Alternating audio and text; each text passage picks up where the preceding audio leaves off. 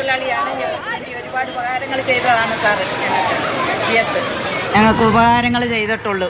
അതുപോലെ ഇനിയും വരുന്നവരാരും അതുപോലുള്ള സഹായങ്ങളൊന്നും ചെയ്യുമെന്ന് ഞങ്ങൾ പ്രതീക്ഷിക്കുന്നതേ ഇല്ല.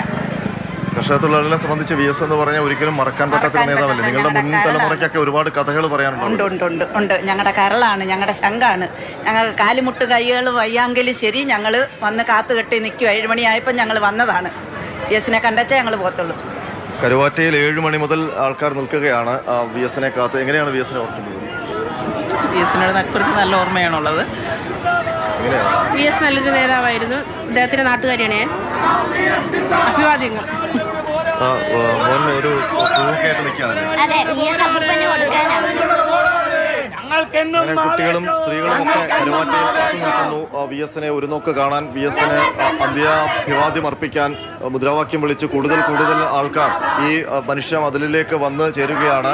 ഇരുഭാഗത്തും മനുഷ്യരാണ്. അവരുടെ പ്രിയ നേതാവാണ് കടന്നു വരുന്നത്. ഇതൊരു അന്ത്യയാത്രയാണ്. ഇനിയൊരിക്കലും അവർക്ക് വി എസിനെ കാണാൻ കഴിയില്ല. വി എസിന് ഈ മണ്ണിലൂടെ തിരിച്ചൊരു നടപ്പുണ്ടാകില്ല. ഇനി വി എസ് ജീവിക്കുന്നത് ഈ മനുഷ്യരുടെ ഹൃദയങ്ങളിലാണ്. അങ്ങനെയാണ് വി എസ് അമരനായി തീരുന്നത്. വി എസ് ഇപ്പോൾ ആ അമരത്വം നേടി ആലപ്പുഴയുടെ ജന്മനാടിൻ്റെ മണ്ണിലേക്ക് കടന്നു വരുന്ന കാഴ്ചയാണ്.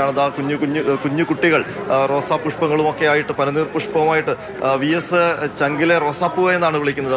മോള് വി എസ് അപ്പൂവിനെ കാണാൻ നിൽക്കുകയാണോ? അതെ, വി എസ് ഞാൻ ആദ്യമായിട്ടാണ് കാണുന്നത്. ഞാൻ വാർത്തയിലും പത്രത്തിലൊക്കെ കണ്ടിട്ടുണ്ട്.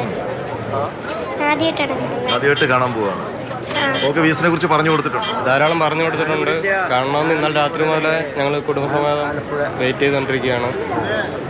എങ്ങനെയാണ് വി എസിനെ ഓർക്കുന്നത്? വി എസ് കേരളത്തിന് ഏറ്റവും ജനകീയനായ നേതാവാണ്.